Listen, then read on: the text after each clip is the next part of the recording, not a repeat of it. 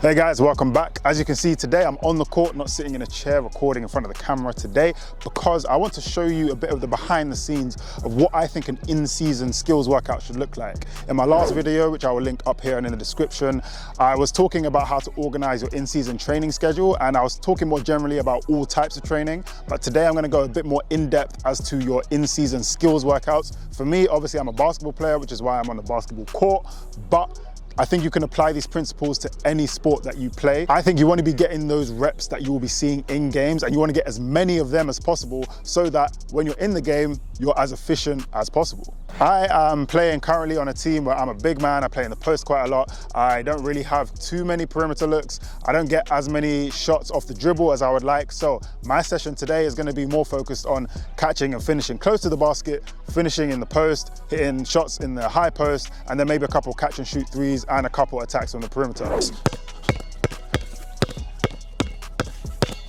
My ball's a bit flat today. And this court is dusty. As always, when I take you behind the scenes of my workouts, you're gonna get the good, the bad, and the ugly.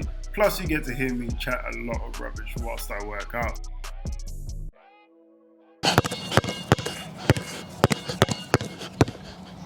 That was pretty poor. So to start off the workout, I do a bit of ball handling with this cone cuff series, where I go with the cone cuff dribble into a crossover between the legs, behind the back, and then a triple move combo. The structure of the whole workout is split into 3 sections: the warm-up, where there's ball handling, shooting, and finishing. Then I shoot free throws. Then there is a whole finishing section. Then I shoot more free throws. And then there is a shooting section where I finish with, you guessed it, more free throws. And if you're wondering how often I do this twice a week on a game day. So I go early in the morning, I get this done on a game day, because then I feel like, at least for me personally, it's like my nervous system and my muscle memory is ready for the game that will happen later in the evening. So then I just feel more comfortable to play in the evening. But before we get into that, my name's Tolu and welcome to the gang. Over this side of YouTube, I share as much realistic and practical advice to help you become a well-rounded athlete that performs at a high level in-game and beyond, AKA an elite smart athlete. So this particular finishing drill is still part of the warm-up, but I call it the around the world finishing drill. It's actually a drill I just made up because I found myself in this area around the basket where I was catching the ball, but I wasn't aware of where I was near the basket. So I started doing this to work on catching and finishing from different angles with slightly different footwork, so that it doesn't matter where I catch the ball from in the future, I should be comfortable finishing from anywhere. And that's the principle I want you to take from this. It doesn't really matter what the drill is, it's just what scenario do you see in the game quite regularly, and just adapt that into a drill you can practice so that you're ready for the game situation. And then here I'm just doing some form shooting with different pickups at different distances to prepare for the shooting segment of the session. Oh yeah, give me that. I got lucky with all those 4. And here's some of that back to the basket finishing I was talking about. Not too intense, but just simple reps, muscle memory. So I get a couple on one side and a couple on the other.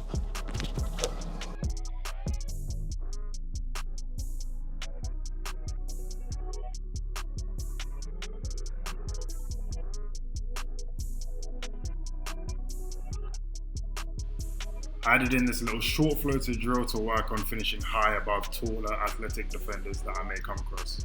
Oh, the sun's come out. All right, now it's Brick City. Flipping it. Oh, and the sun's gone away. Now, where I play currently, they play a lot of zone defense, so this high post area tends to be quite open for me. So I work on both attacking the rim and shooting from this area. And what you'll notice is that my footwork for both the attacks and the shots is the same, and you'll see the shots later on in the video. Let me float and then a finish. Oh. Then I'll go this way.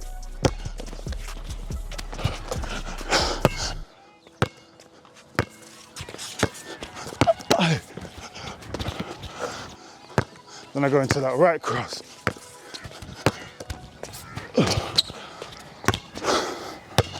Now, I'm not pretending these moves look super smooth. Like I said, I ain't never really been one with handles. I like to attack from the perimeter, but I've never really been one to try and cross people over. But they're just simple moves that help me get to the basket without the ball being stolen.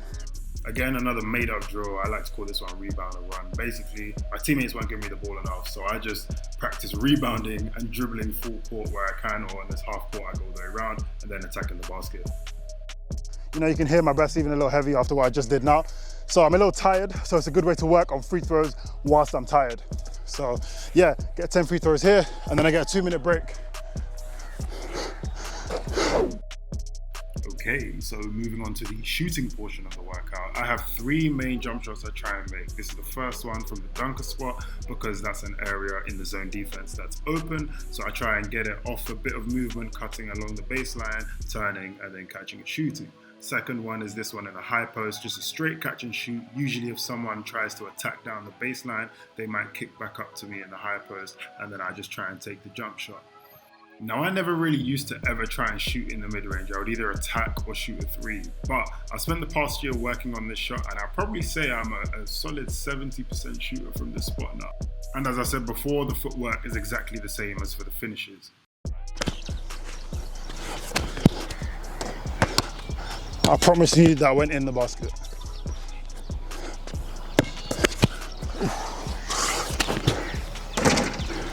Because I know I'm shooting it. I know I'm taking that shot. That's just how it goes.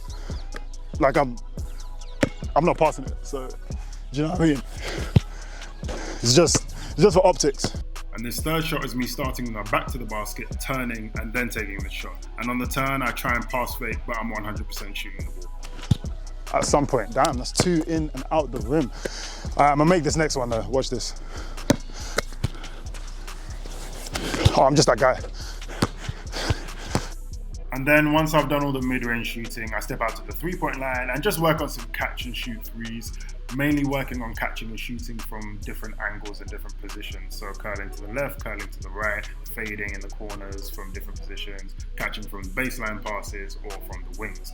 And that's pretty much it, just simple 3-point shots. And I try and make 4 in each spot so that I make 20 in total. And then I finish off with 10 free throws. So yeah, there you have it. That's how I organize my personal in-season skill workout. If you play a similar style of game to me, then I feel like this would be a good workout for you to do. Maybe if you're more athletic, you can change some of these finishes into dunks. If you're more of a shooter, you can add more shooting reps and so on and so forth. But that's just how I do it. I have about an hour in the morning to get it done, so I adjust the reps based on how much time I have to actually finish the workout. But if you have more time, or if you have less time, you can just adjust it. So let me just check. By the end of the workout, in 1 hour, I usually I've made 30 free throws, I've made 70 jump shots, whether that's high post or 3s, and I'll have made 110 layups or finishes, because including the floaters and stuff. So, it's getting enough reps that, it's not like a crazy amount, it's not at a crazy speed. As you can see, like my top is still pretty dry, like it's not like drenched in sweat, I'm breathing okay, but it's just enough to, like I said, I feel like it's more for the muscle memory, especially doing it on a game day. For me, this is my in-season skill workout. Just something to just keep the muscle memory fresh, keep the reps feeling good, and be able to just maintain it throughout the season. So I hope that you can use the principles from this in terms of figuring out what your position is. It doesn't matter what sport you play. I just want you to know what kind of looks you see in a game, and then create your in-season workouts dependent on that. However, if you are a basketball player and you're looking for a workout program that can help you become a better scorer, check out my review of the Complete Scorer package by Any Means Basketball. It's a pretty great workout program and it's completely free. So you might as well check out the review and test it out if that's something that you're interested in. Speaking of testing out, I've tested out different programs on this channel for almost 4 years, and I've gained enough knowledge to put together a holistic and realistic training program for athletes of all levels. So if that's something you'd be interested in, just drop me an email at tolu@elitesmartathletes.com and we'll get you started ASAP. I try to upload twice a week, but please do forgive me if I don't hit that every single time. So I'll see you then, but until next time, stay blessed.